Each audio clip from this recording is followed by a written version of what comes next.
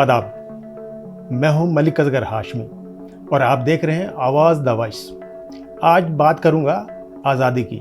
अब आप सोच रहे होंगे कि अभी मौका आज़ादी का है नहीं, फिर भी मैं बात आज़ादी की कर रहा हूं, क्योंकि आज हमारे साथ एक ऐसे मेहमान हैं जो आज़ादी पर ख़ास तौर से एक नए एंगल से बात रखना चाहते हैं। हमारे साथ हैं मोहम्मद आरिफ हुसैन अंसारी साहब। ये ऑल इंडिया मोमिन कॉन्फ्रेंस के महासचिव हैं। बंटवारे के समय मुसलमानों की क्या भूमिका थी ये तो सब कोई जानता है, लेकिन मोमिन कॉन्फ्रेंस की क्या भूमिका थी, आरिफ साहब आपसे जानना चाहेंगे। आपका इस बारे में क्या कहना है? देखिए, जहाँ तक मोमिनों की भूमिका या किरदार की बात है, बढ़ चढ़ कर इस बरादरी ने मोमिन कॉन्फ्रेंस का झंडे तरह हिस्सा लिया है। उसके लिए थोड़ा उसका पस मंज़र में जाना पड़ेगा कि मुल्क में जब अंग्रेज़ों ने कब्ज़ा कर लिया मुल्क पर, तो उनकी सबसे पहली निगाह जो गई वो हथकरघा सनत पे गई। जो हथकरघा उद्योग था, चूँकि उस ज़माने में उनके यहाँ, अंग्रेज़ों के यहाँ, वो औद्योगिक क्रांति चल रही थी। उसमें जाहिर सी बात है कपड़े की सनत, कपड़े का उद्योग सबसे पेश था। और हमारे यहाँ का जो कपड़ा सनत था, हथकरघा उद्योग, वो दुनिया भर में मशहूर था। जैसे ढाका के कपड़ों के बारे में लोगों को मालूम होगा, रेशमी कपड़े कैसे होते थे कि एक दिया सलाई में पूरी की पूरी थान रख ली जाती थी। तो उसकी इतनी फैंसी कपड़े थे ये कि जब उनकी मशीनरी पे बने हुए, मशीनों पे बने हुए कपड़े जब बाज़ार में जाते थे, तो इस हमारे कपड़े के मुकाबले उनके कपड़े ठहर नहीं पाते थे। यानी हमारे कपड़ों की मांग होती तो उनके कपड़ों की मांग नहीं होती थी। चूँकि उनका क्रांति जब उनका बाज़ार चाहिए था, तो वो उनको परेशानी हो रही थी।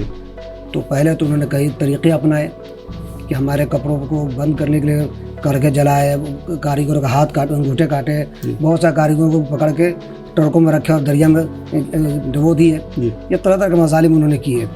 यहाँ तक कि हमारे एक्सपोर्ट पर पाबंदी लगा दी, टैक्स बढ़ा दिए, यानी किसी तरह से हमारी सनत तबाह व बर्बाद हो जाए, और उन्होंने कर दिया अपनी हद तक। उसके बाद हमारे कपड़े जब बाहर जाते तो टैक्स बढ़ा दिए थे। तो ये सब चीज़ें जो हुई, तो मोमिन बरादरी की या अंसारी बरादरी कह लें, इनकी वो कमर टूट गई सनत के एतबार से। माशी हालत इनकी बहुत ही ख़राब हो गई। तो जाहिर सी बात है जिसकी रोज़ी रोटी छिन जाएगी, परेशान हो जाएगा, तो जो करेगा उसके खिलाफ उठ खड़े होंगे।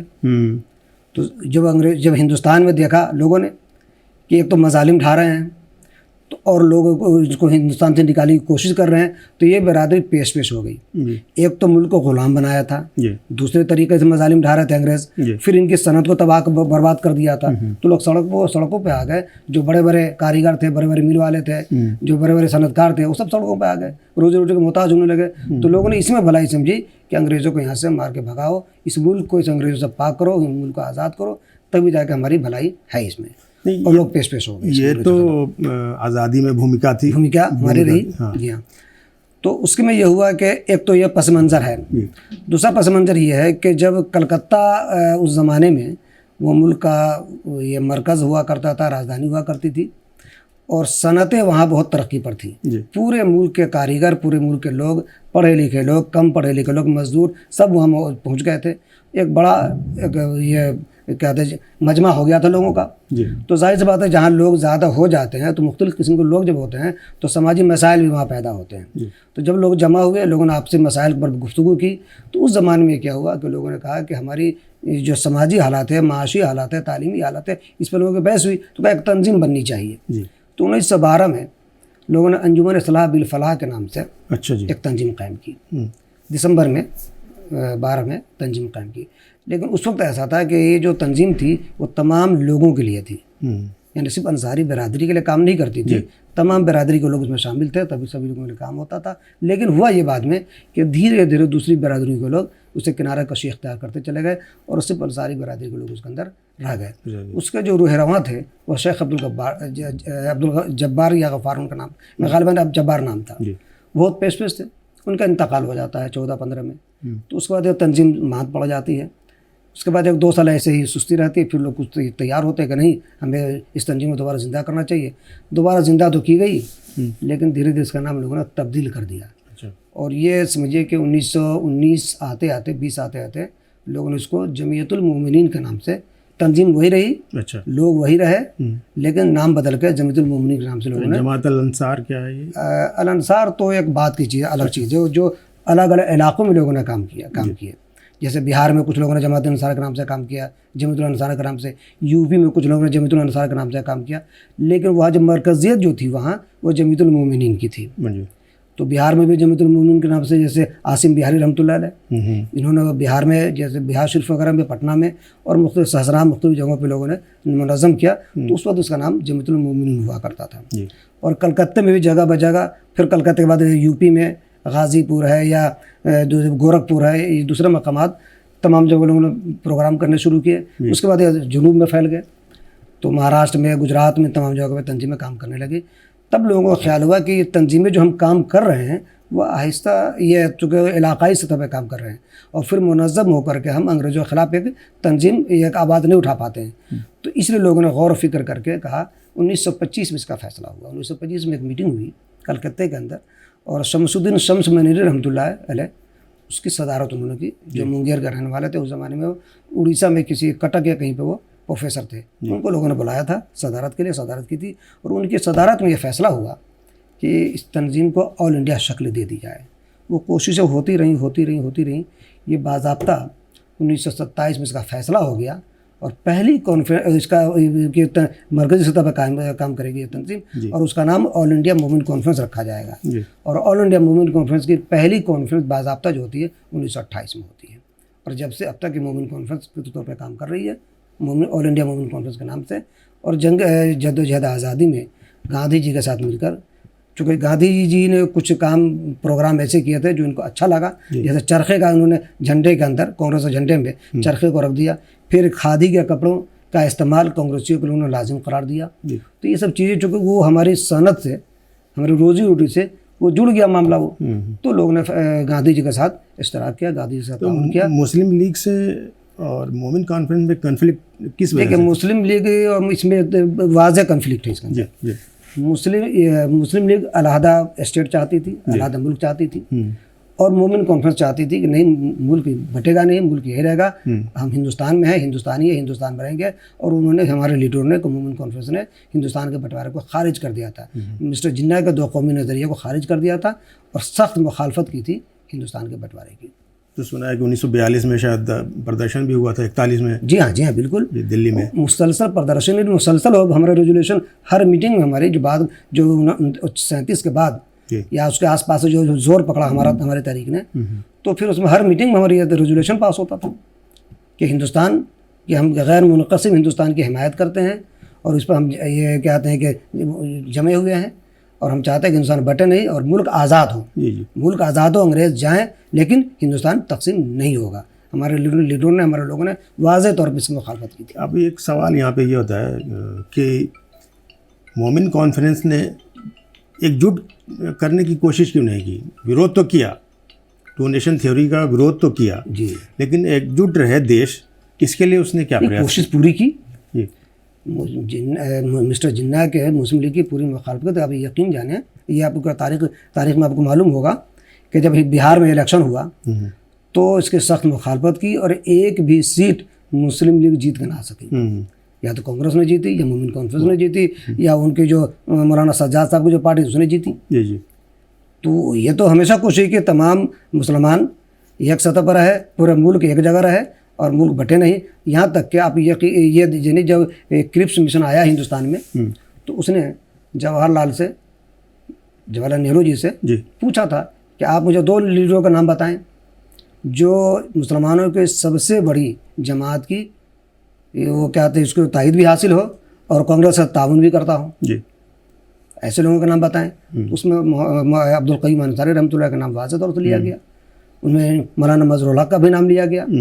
तो उसमें ये इसलिए लिया गया कि ये वो लीडर थे जो हिंदुस्तान, गैर मुनक़सिम हिंदुस्तान की, या ये क्या बात करते थे, पाकिस्तान की मुखालफत करते थे, 2 कौमी नज़रिए की मुखालफत करते थे, मुल्क की आज़ादी चाहते थे। लेकिन मुल्क की आज़ादी में, चूँकि आपका ताल्लुक़ बिहार से है, पटना से भी, जिस तरह से बातचीत शुरू करने से पहले आपसे बात हो रही थी, आपने कहा कि आप पटना से हैं जी, तो मुल्क के बंटवारे में, मुल्क की आज़ादी में और बंटवारे को रोकने में बिहार के लोगों की क्या भूमिका थी, ख़ास तौर से मोमिन बिरादरी की? यूँ तो समझ लें कि बिहार से मोमिन बिरादरी ख़ास तौर से दीगर मुसलमानों ने भी भरपूर कोशिश की हिंदुस्तान तकसीम ना हो। जी यही वजह है कि बिहार का कोई हिस्सा पाकिस्तान में नहीं गया, जी कोशिशों के बावजूद भी।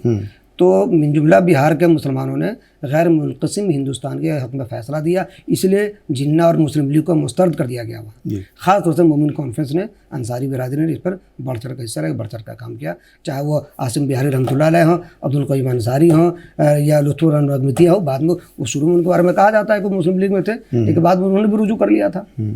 तो मिनजुमला वहाँ के मुसलमानों ने बशमुल मोमिन अंसारी बिरादरी इसको मुस्तरद कर दिया। लेकिन कहते हैं कि बंटवारे के वक्त में सबसे ज़्यादा जो लोग गए पाकिस्तान, जी, वो बिहार से गए, उत्तर प्रदेश से गए। देखिए बिहार से गए, असल में वहाँ का मामला दूसरा आ गया बंटवारे। मैं जो समझता हूँ जी वहाँ असल में ये हुआ कि जो ज़मींदार किस्म के लोग थे, उनके जो मसाले थे वो वहाँ ज़्यादा मुनासिब लगे उन्हें, तो जिनको ऐसा लगा वो चले गए। जी लेकिन जो अमूमी लोग जो थे, आम लोग जो थे, वो हिंदुस्तान की मिट्टी से जुड़े थे, उनके बाप दादा यहाँ उनके दफन है, इसलिए उनकी यादें यहाँ दफन है, इसलिए वो यहाँ रहे। और आज भी बिहार में मुसलमानों की खासी तादाद है, इसलिए हम ये तो नहीं मानते कि बिहार के लोग ज़्यादा गए वहाँ। हाँ, कुछ लोग गए जिनके मसाले हैं वहाँ से वाबस्ता थे, वो चले गए। अब हम लोग फिर वापस चलते हैं, चूँकि आपने कहा कि बुनकरों के उत्थान के लिए संगठन आया, मंजर आम पे आया, तो अब लगातार मतलब इतने साल हो गए जी। अब बुनकरों की अगर हम स्थिति देखें तो बिहार में भी अच्छी स्थिति नहीं है, देखिए हाँ, देश के बाकी हिस्सों में स्थिति। तो फिर मोमिन कॉन्फ्रेंस किस तरह से काम कर रही है कि उनकी स्थिति ठीक नहीं सुधर रही है, या आपकी आवाज़ इतनी ज़ोर से नहीं उठ रही? नहीं, आपका अच्छा सवाल, अपना अच्छा सवाल उठाया है, बहुत अच्छा सवाल आपने उठाया। देखिए ऐसा है कि मोमिन कॉन्फ्रेंस जब वजूद में आया, मुसलसल कोशिश होती रही कि माशी तौर पर हम मजबूत रहें। जी माशी तौर पे तो जाहिर सी बात है, जिसकी माश अच्छी होगी उसकी तालीम भी अच्छी होगी, समाजी हालात भी अच्छे होंगे। तो ये हुई कि अब्दुल क़य्यूम अंसारी रहमतुल्लाह अलैह और अहद मोहम्मद नूर रहमतुल्लाह अलैह, जब ये लोग हिंदुस्तान आज़ादी के बाद जब बिहार में हुकूमत सरकारें बनी, उस सरकार में ये लोग आए, तो इन लोगों ने कोशिश की और बुनकर उद्योग के ताल्लुक से उन्होंने बिहार स्टेट हैंडलूम यूनियन कायम करवाया गवर्नमेंट से 1948 में। इन्होंने बुनकर सोसाइटियाँ बनवाई। वो बुनकर सोसाइटियाँ जो बनाई वो सब मकामी सतह पर होती थी सोसाइटी, उसमें 51 से 101 या इस तरह के कुछ लोग मेंबर होते थे, सदर सेक्रेटरी होते थे, और गवर्नमेंट उनको ये पूंजी देती थी, कैपिटल मनी देती थी जी। और उससे वो कपड़े बुनते थे, बाज़ार में बेचते थे। बाद में सरकार ने यही फैसला किया कि बाज़ार भी मुहैया कराया, गवर्नमेंट ने बाज़ार भी दिया कि आप बुन कर लाकर हमें यहाँ बेचें और अपने पैसे ले जाए, सरकार उसको बेचेगी। ये सब हुआ तो माशी हालात अच्छे हुए। लेकिन बाद के ज़माने, बाद के दौर में ऐसा हुआ कि जब कांग्रेस कमज़ोर हुई, जाहिर सी बात है जो हुकूमत होती है तो उसके साथ लोग ताउन करते हैं। अब हालात बिहार में कुछ ऐसे हुए कि कांग्रेस कमज़ोर हुई, दूसरी हुकूमतें आ गईं, तो दूसरी हुकूमतों की नज़र में बात ये आई कि ये जो बिरादरी है ये कांग्रेसिया है, कांग्रेस की हामी है। तो मैं समझता हूँ दूसरी बिरादरी, दूसरी हुकूमतों ने उस पर तो तवज्जो नहीं थी कि उस सनत को, इस उद्योग को आगे बढ़ाया जाए। तो कांग्रेसिया है कि नहीं है?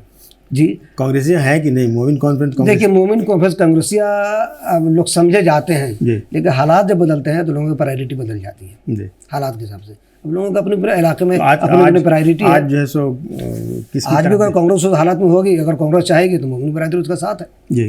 लेकिन अभी चाहेगी तो, जैसे आपने कहा कि कांग्रेस सरकार में थोड़ी जो सोसाइटियाँ थी उनके जरिए होता था। तो अभी प्रधानमंत्री ने भी तिरंगा बनवाया, अभी जो 75 साल हुए और घरों में, तो उससे कुछ फ़ायदा हुआ? देखिए उससे बहुत फ़ायदा नहीं हुआ। अच्छा, देखिए कुछ काम किए जाते हैं दिखाने के लिए, कुछ काम खुलूस नीयती से किए जाते हैं। मैं समझता हूँ कि ये काम खुलूस नीयती के साथ नहीं किया गया।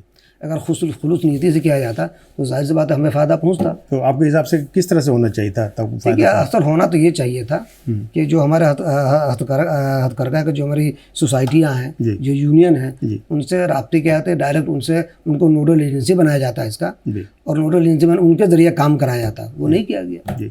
उनको जाकर जिद्दोजहद करके ऑर्डर लेना पड़ा, मांगना पड़ा इन्हें। मैं ज़ाती तौर से बात जानता हूँ कि वहाँ का जो चेयरमैन है बिहार के इसके हैंडलूम यूनियन के, उन्होंने बड़ी जिद्दोजहद करके कुछ ऑर्डर हासिल किए, बना के बाद में ऑर्डर कैंसिल भी हो गया उनका। उन्होंने जो माल खरीदा उनका बेकार हो गया, उनके घर पर आ गया, तो बुनकरों को पैसे भी फंसे उसमें। अच्छा जी, जैसा कि मुझे मालूम है। तो अभी तो आपके यहाँ उद्योग मंत्री थे इससे पहले? देखिए ज़ाती तौर से मैं उनकी सताइश करता हूँ, उन्होंने कोशिशें की, लेकिन जहाँ वो हैं मैं समझता हूँ कि वो खुलूस वाले नहीं हैं। अच्छा, मतलब आपको ऐसा लगता है कि बीजेपी के लोग खुलूस वाले नहीं हैं? मुझे तो ऐसा महसूस होता है अगर खुलूस से काम करते अगर ऐसा कैसे तो काम ज़्यादा हो सकता था। अच्छा जी। उस जो उम्मीद थी वो काम ना हो सका, तो जाहिर सी बात हम तो खुलूस में कमी महसूस करेंगे हम जी। तो अभी तो कहते हैं कि यूपी में जो दानिश अंसारी को मंत्री बनाया, तो उससे खुश नहीं आप? देखिए, हम खुशी का इजहार भी नहीं करते, हम नाराज़गी का इजहार भी नहीं करते।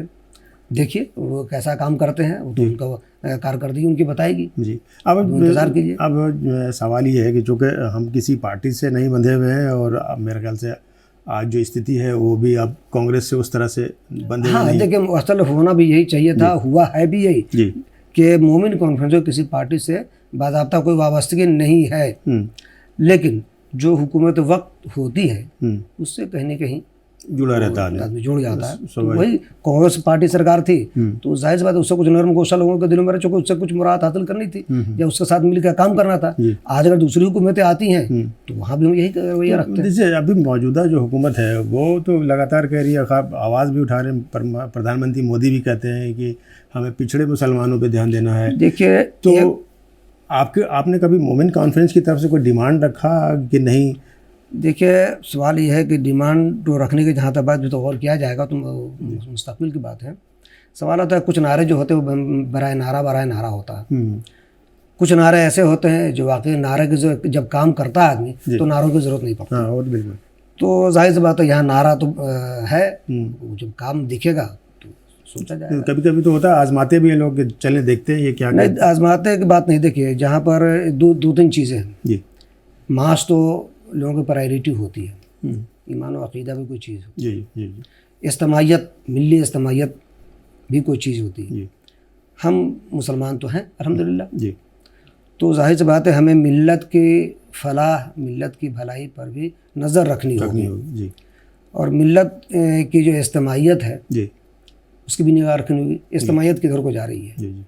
तो जाहिर सी बात है हम मिल्लत से अलग तो नहीं चल सकते। अच्छा। मिल्लत की जहाँ जो इज्तिमाइयत होगी हम उसके साथ होंगे। तो अब क्या गतिविधि है मोमिन कॉन्फ्रेंस की? देखिए, हमारे इंडिया लेवल पे कहाँ हैं आप? देखिए, हमारे तकरीबन हर स्टेट में हमारी कमेटियाँ हैं जी, ज़िलों में भी कमेटियाँ हैं, कहीं कहीं नहीं भी हैं जी। तो हर दौर में हर तंजीम के साथ, हर तरीके के साथ ऐसा होता है कि मुल्क गिर सतह पर हर तंजीम, जैसे जमीयतुल उलमा को ले लीजिए, तो ज़रूरी नहीं कि हर जगह उनकी तंजीम होगी, कहीं होगी कहीं नहीं भी होगी। कभी काम अच्छा भी करते हैं, कभी सुस्ती भी आती। वही हमारे साथ हुआ, कभी हम बहुत अरूज पे थे, बहुत सरगर्म थे हम तो कभी ऐसा भी वक्त आया हमारे साथ कि हम थोड़ा सुस्त भी पड़ गए। तो हो सकता है हम सुस्त पड़े हों आज, लेकिन हम कोशिश करें, लगातार कोशिश करें। पहले से बहुत हमारी सरगर्मी बढ़ी है और जगह जगह हमने हर स्टेट में ये तंजीम हमारी है, लगभग हर ज़िले में लगभग तंजीम, कहीं कहीं नहीं तो हम कोशिश कर रहे हैं। और हमारा अहम जो फोकस इस वक्त है, मेन फोकस जो है वो तालीम के ऊपर है। तालीमी हालात हमारे अच्छे हो जाएँ, माशी हालात हमारे अच्छे हो जाएँ, बेदार समाज में बेदारी पैदा हो जाए, हम इसकी कोशिश मुसलसल कर रहे हैं और यही इसी में हमारी फलाह है जी। तो मोमिन बिरादरी यानी कि अंसार बिरादरी जो है वो पढ़े लिखे ज़्यादा, मेरे ख्याल से औरों के मुकाबले में ज़्यादा पढ़े लिखे। देखिए, मैं इस पर तो ऐसा नहीं मानता हूँ जी कि जो तालीम, हाँ ये है कि पहले से कुछ तालीम आई है, कुछ तालीमी बेदारी आई है, लेकिन जो हमारी आबादी का रेशियो है हम उसमें अभी तक बहुत पीछे, अभी भी उस रेशियो में हम आगे नहीं आ पाए हैं। मज़ीद कोशिश हम कर रहे हैं। यह और बात है कि लोगों में बेदारी आई है, अल्लाह करे कि वो उस मकाम को पहुँच जाए। तो पसमानदा का डिमांड है, जो एक वर्ग है जी, वो डिमांड है उनका कि मुस्लिम संगठनों में उनकी हिस्सेदारी होनी चाहिए। क्या मोमिन कॉन्फ्रेंस भी इसकी हिमायत करती है? देखिए, जहाँ तक पसमानदा की बात करते हैं, हम तो पसमानदा की बात नहीं करते, हम तो पसकर्दा हम कहते हैं जी। ठीक है। जिन लोगों को पीछे छोड़ दिया गया दानिस्ता या गैर दानिस्ता तौर से, उनके साथ नाइंसाफ़ी की गई। जाहिर बात हमारे मिली मुस्लिम समाज के अंदर बाज़ बरादरियों के साथ नाइंसाफ़ियाँ भी की गई हैं, उन्हें नज़रअंदाज भी किया गया है। तो जाहिर हम तो चाहेंगे बहैसियत मुसलमान मोमिन, चूँकि हम तो डबल मोमिन हैं, तो हम तो चाहेंगे कि तमाम लोगों की भलाई हो, तमाम लोग आ गए, हम भी आ गए हैं, हमारे दो भाई जो भाई छूट गए, जो रह गए वो भी आ गए, उनकी नुमाइंदगी हो, हम तो चाहते हैं ऐसा। मतलब आप भी चाहते हैं कि हिस्सेदारी उनको मिले? यकीनन मिलनी चाहिए। तो क्या संगठनात्मक रूप से कोई ऐसा कोई प्रयास हो रहा है? बिल्कुल हो रहा है। आप हमारी जितनी भी मीटिंग हमारी होती है, जितनी भी रेजोल्यूशन हमारे पास होते हैं, उसमें ये ज़रूर हम जोड़ते हैं कि अंसारी, मोमिन व दीगर पसकर्दा बिरादरियाँ ये हमारे हर रेजुलेशन का हिस्सा होता है। उनकी जो जैसे चूड़ीहारों का काम है, या लोहारों का काम है, या जरदोजी करने वाला को, या ताले वालों का काम, ये जितनी भी बरादरियाँ, दस्तकार बरादरियाँ हैं, हर बरादरी के लिए हम काम करना चाहते हैं, करते हैं, और हम सरकार से डिमांड हम रखते हैं। और इसके जाहिर सी बात है, जब हम लोग ये आवाज़ उठाते हैं तो सरकार के कानों तक कहीं ना कहीं बात जाती है, और सरकार कहीं ना कहीं इस पर अमल करने की कोशिश भी करती है बाज़ दफ़ा। मेरे ख्याल से इस पर आप सहमत होंगे कि जब तक आप सत्ता में ना हो तो आप तक इंसाफ नहीं पहुंच पाएगा। इसमें कोई शक नहीं है, बिल्कुल सत्ता ही, इक़्तिदार ही इंसाफ और कामयाबी की कुंजी है। जी, इसी वजह से मोमिन कॉन्फ्रेंस कांग्रेस के करीब रही है।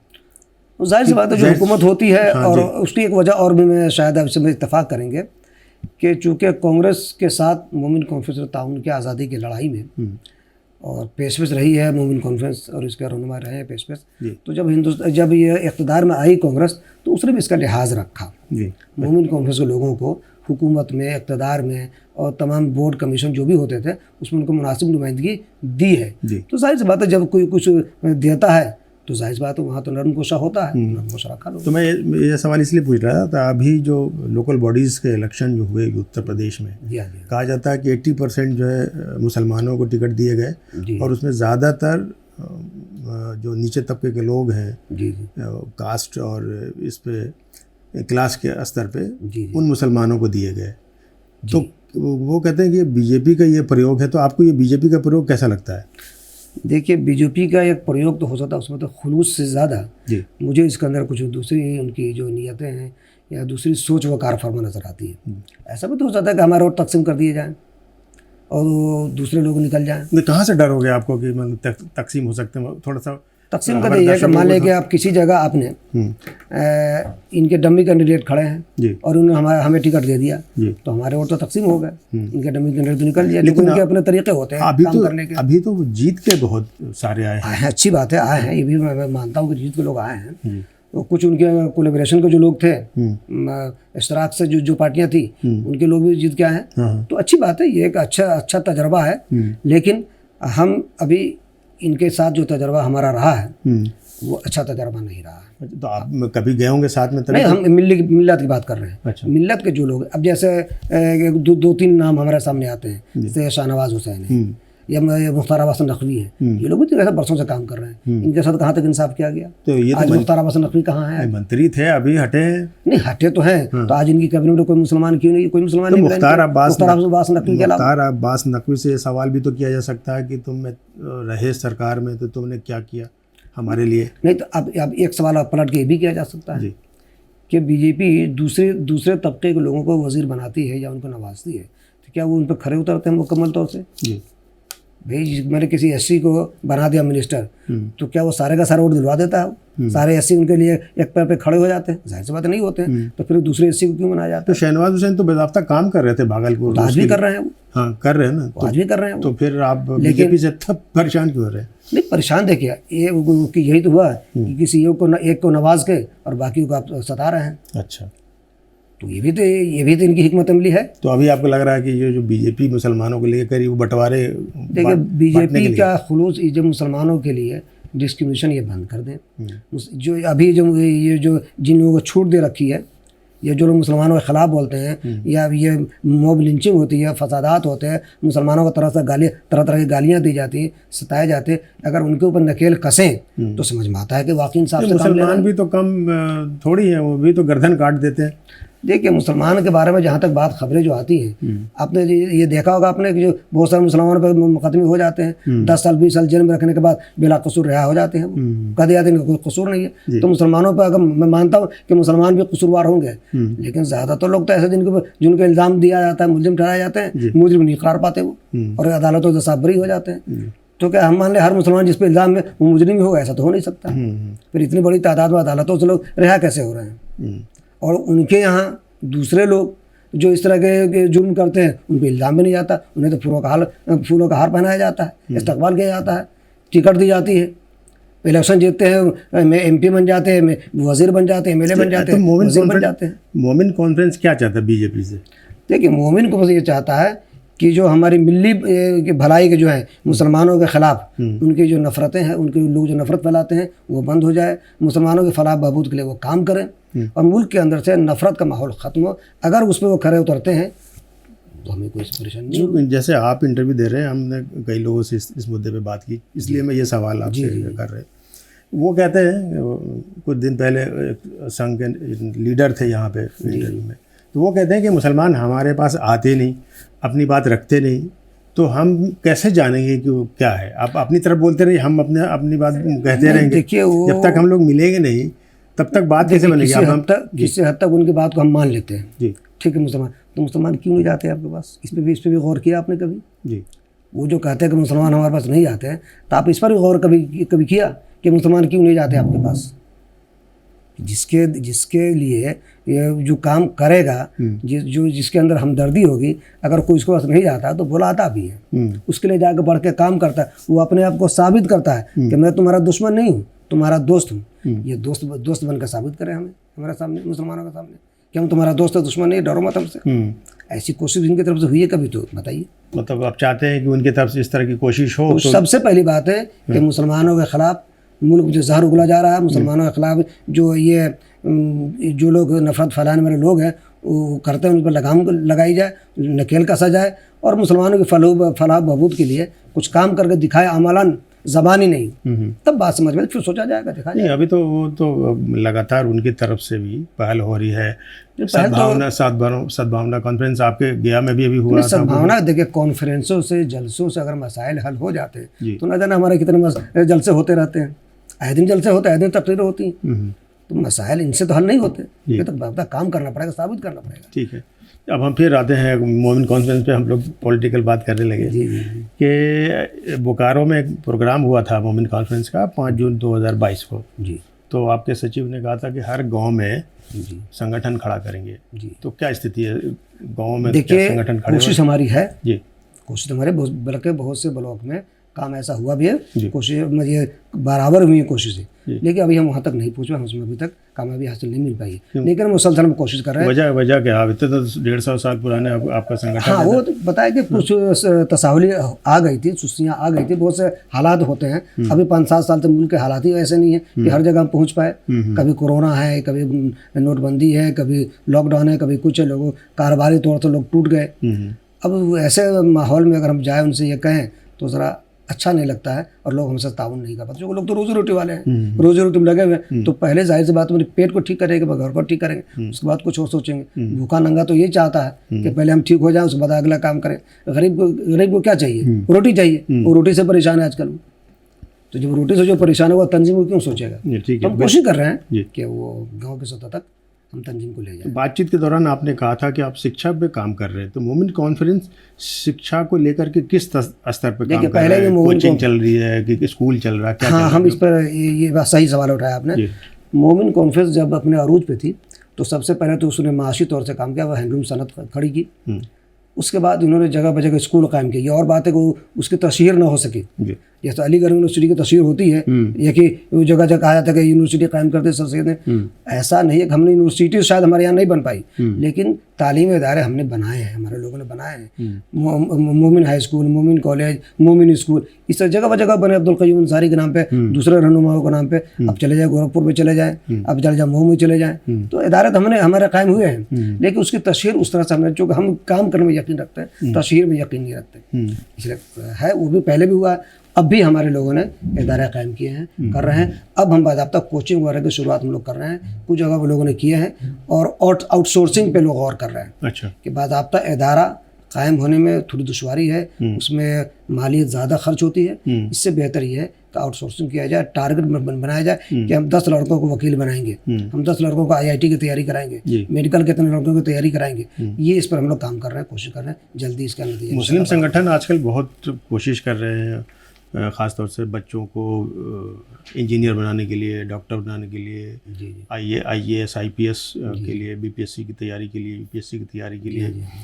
तो इस लेवल पे अभी कुछ कोई काम नहीं हो रहा है? नहीं, उस पर कोशिश काम हो रहा है, कोशिश चल रही है जी। अभी जल्दी इसका नतीजा बरामद होगा इंशाल्लाह। मतलब अभी जो पिछले महीने जो इसकी मीटिंग हुई थी हम लोग वर्किंग कमेटी की, इसमें फैसला हो गया है अच्छा कि हम लोग इस पर काम करें। भले कुछ लोगों की कमेटी बना दी गई जायज़ा लेने के लिए, और किस तरह से यह काम होगा वो जायज़ा ले रहे हैं, जल्दी उसका नतीजा मतलब शुरुआत हो गई। बल्कि अभी हमने ऑल इंडिया मोमिन कॉन्फ्रेंस ने बच्चों को वजीफ़े देने की तैयारी कर ली है, बल्कि उसका नोटिफिकेशन भी वो हो गया होगा। मुझे अभी ये मेरे से सामने नहीं आ पाया किसी वजह से, क्योंकि मैं इसमें नहीं रह सका मैं घर पे, और दफ्तर से मैं अब्दुल लिंकअप नहीं हो पाया हूँ। मुझे लगता है नोटिफिकेशन हो गया होगा। किस तरह का? 100 बच्चों को हम माहाना वजीफ़ा देंगे। तो मोमिन बिरादरी कुल कितनी आबादी है उसमें? अभी हम शुरुआत हमने की है, फिर अलग अलग सेक्शन हम बनाएंगे कि किस हैसियत में कितनी दिया जाएगा। अभी तो शुरुआत पहले फर्स्ट फेज में उसका तरीक़ाकार जानने के लिए, समझने के लिए ये हमने अभी शुरू किया है। अब उसके बाद हम हर स्टेट में अलग अलग करेंगे, वज़ीर-ए-आवाज़ करेंगे, उस पर काम चल रहा है। पॉलिटिकल स्तर पे भी कुछ काम कर रहे हैं क्या? कि जो पॉलिटिकल स्तर पर अभी तो यह है कि देखिए कि जो हमें वज़न देगा, जो हमें वेटेज देगा, सेक्युलरिज्म की बुनियाद पर उसके साथ हम। आप तो किसी के पास जाते ही नहीं है। किनके पास? आप तो किसी के पास जाते ही नहीं है, कहते आप नहीं, ऐसा नहीं कि नहीं जाते, हम जाते भी हैं। अच्छा, हम तो और लोगों के पास गए भी हैं, जाते भी हैं। अब उनकी अपनी प्रायोरिटी उनकी होती है, पार्टियों की, हर पार्टी की अपनी अपनी प्रायोरिटी है। अब उनको बताना है भाई हमारी अहमियत क्या, उसको तुम देखो। अब 24 का इलेक्शन आ ही रहा है और उस पर कोशिशें हो रही हैं। अब वो सवाल है कि कोई ना माने, कोई पार्टी न समझ में आए, तो 24 में अगर हमें वेटेज नहीं देते हैं तो उसका नतीजा वो भुगतेंगे। तो कर्नाटक जो चुनाव हुआ उसमें कुछ था मोमिन कौन? देखिए, उसमें बाज़ाब्ता तो कुछ नहीं हो सका, लेकिन ये इस पे तौर पर मकामी तौर पर लोगों ने कोशिश की है। अच्छा जी। तो ये थे जनाब मोहम्मद आरिफ हुसैन अंसारी साहब, मोमिन कॉन्फ्रेंस के, ऑल इंडिया मोमिन कॉन्फ्रेंस के महासचिव, और इन्होंने आज़ादी के वक्त से लेकर के मौजूदा दौर में जो चीज़ें हैं, अभी मौजूद हैं, जिसको ये फेस कर रहे हैं, और इनका आगे का जो प्रोग्राम है वो उन्होंने हमारे दर्शकों के सामने रखा। उम्मीद करते हैं कि आपको ये बातचीत पसंद आई होगी, और हम इंशाल्लाह फिर मुलाकात करेंगे कुछ और जानकारी के साथ। फिर हम इनको ज़हमत देंगे मोहम्मद आरिफ अंसारी साहब को कि वो एक बार फिर आएँ और अपनी जो पीछे की गतिविधि है, आगे जो करना चाहते हैं, हम चाहते हैं कि हम पुल का काम करें, मोमिन बिरादरी के बीच में पुल का काम करें, कि ये आप तक मैसेज जो पहुंचाना हो तो मैं सीधे आप तक पहुंचा दूं, और आप हमारे पास आएँ, मैं आपको तक सीधे पहुंचा दूं। तो बहुत बहुत शुक्रिया हमसे जुड़े रहने के लिए। शुक्रिया।